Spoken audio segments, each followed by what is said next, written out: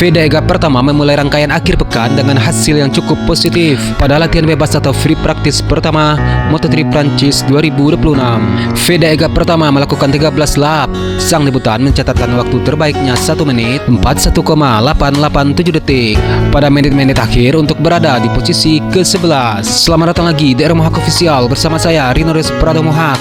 Sementara itu raihan tercepat dicatatkan oleh Alvaro Carpe, pembalap Red Bull KTM Majo dengan torehan 1 menit 41,252 detik. Sesi dibuka dengan lesatan Valentin Perone, pembalap Red Bull KTM Tech 3 dengan waktu 1 menit 45,388 detik. Torehan Perone masih di bawah pace rata-rata Moto3 Le Mans dengan rekornya 1 menit 41,059 detik untuk balapan dan 1 menit 39,885 detik untuk semua sesi. Maximo Kailes dari CF Moto Aspar selaku pemuncak klasemen sementara memberikan respon dan Vega pertama menunjukkan tajinya pada sesi awal dengan naik ke posisi keempat dengan menorehkan 1 menit 40,069 detik. Namun Vega masih jauh dari pace yang kompetitif dan turun ke posisi 7 setelah melahap 4 lap. Sedangkan Alvaro Carpe mengambil alih posisi teratas dengan 1 menit 43,166 detik. Sedangkan David Almanza dari Liqui Moly di Vanol Intech GP juga tak mau kalah dengan pencapaian 1 menit 43,166 detik. Vega pertama masuk ke pit setelah menjalani 8 lap pada run pertama dengan catatan waktu terbaik 1 menit 44,181 detik. Vega pertama kembali ke lintasan saat FP1 menyisakan 7 menit lagi. Dia berada di posisi ke-19 saat pembalap lain menyentuh pace kompetitif. Vega pertama melakukan towing kepada pembalap lain untuk meningkatkan dengan 1 menit 43 detik, tetapi masih berada di grup bawah. Sementara 7 pembalap sudah berhasil mencetak lap 1 menit 41 detik untuk menempati posisi 7 besar di depan. Dan pada akhirnya Vega pertama mampu meningkatkan torehannya dengan waktu 1 menit 42,136 detik dengan menempati posisi ke-14. Waktu lap 1 menit 41 detik dicapai oleh Vega pertama untuk naik ke posisi ke-11.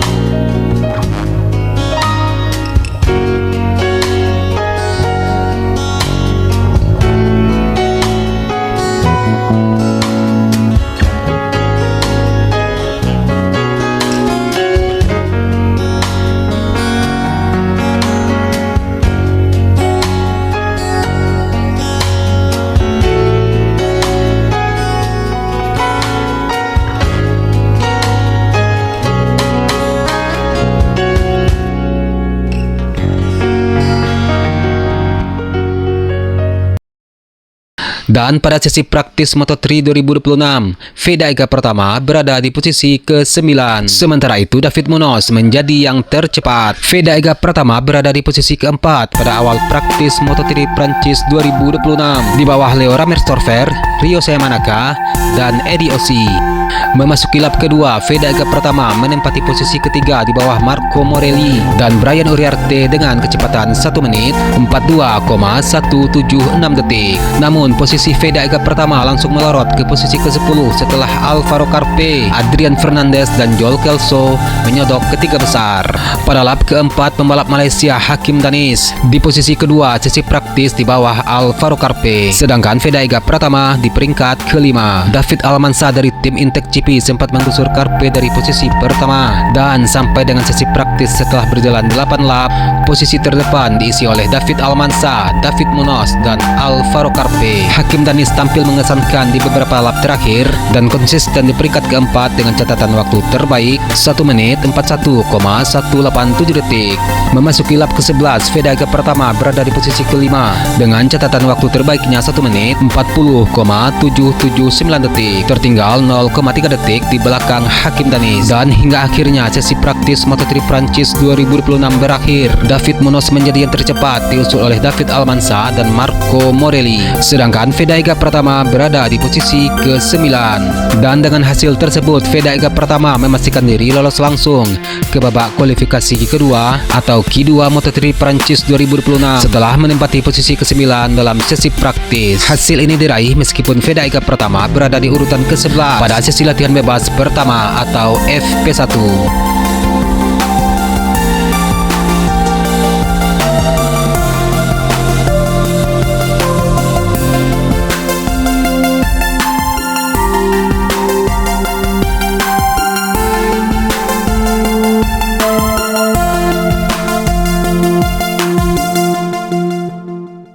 Veda Ega pertama mengalami ujian berat sejak tampil di Moto3 tahun 2026. Sirkuit Le Mans bukan arena balap biasa, melainkan arena penyiksaan ban dan mental pembalap lewat karakter stop and go yang terkenal ganas. Aspal sirkuit Le Mans menjadi ancaman yang paling ditakuti pembalap MotoGP dengan karakter stop and go yang menghadirkan pengereman ekstrim, akselerasi brutal dan suhu yang tidak stabil, menjadi sebuah kombinasi mematikan sepanjang balapan. Di tengah tantangan tersebut, Veda Ega pertama justru membawa senjata penting: ketenangan dan kontrol emosi.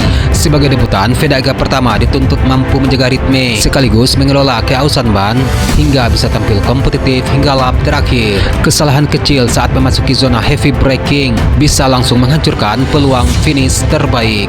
Oleh karena itu, strategi Veda Ega pertama dalam menaklukkan karakter kejam Le Mans diprediksi bisa menjadi faktor penentu. Sirkuit legendaris Prancis tersebut bukan hanya soal kecepatan di lintasan lurus. Le Mans dikenal menyiksa sisi kanan ban karena dominasi tikungan kanan yang agresif yang terus menggurus performa motor lap demi lap. Kesalahan kecil dalam menjaga ritme atau mengatur temperatur ban bisa langsung menghancurkan peluang podium. Oleh karena itu, balapan di sirkuit Le Mans kerap berubah menjadi pertarungan teknis yang paling melelahkan dalam kalender MotoGP. Dengan strategi Reset to Zero dan dukungan teknis dari Honda Tim Asia, Veda Ega pertama memiliki konsistensi untuk berada di barisan depan demi mengamankan sebuah poin krusial. Dan berdasarkan rilis Honda Tim Asia, berikut adalah 4 poin kunci kesiapan Veda Ega pertama dalam menaklukkan sirkuit teknis Bugatti Le Mans.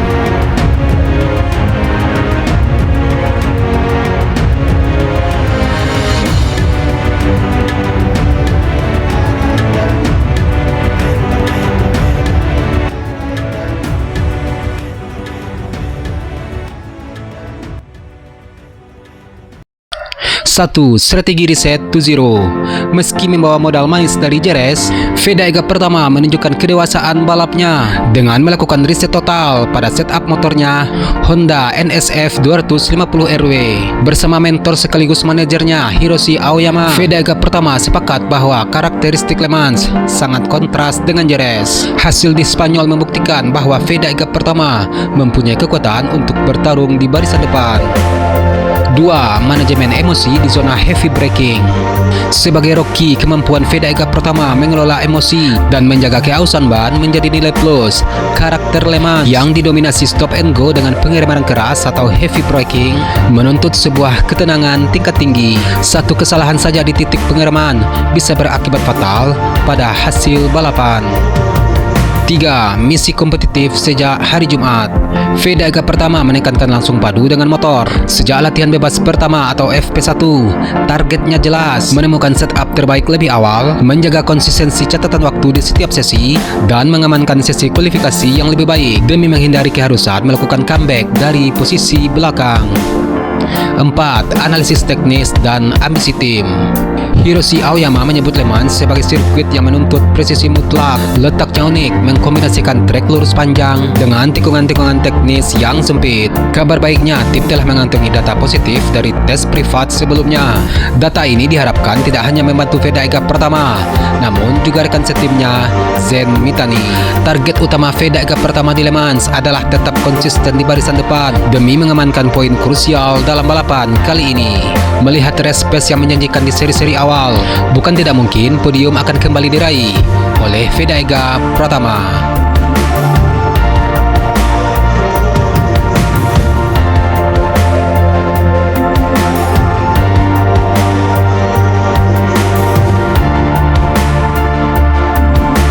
Sekian untuk video hari ini. Akhir kata, Serinoris Pratomohak. Salam sayang untuk orang samping Anda dan sampai jumpa di video selanjutnya. Peace.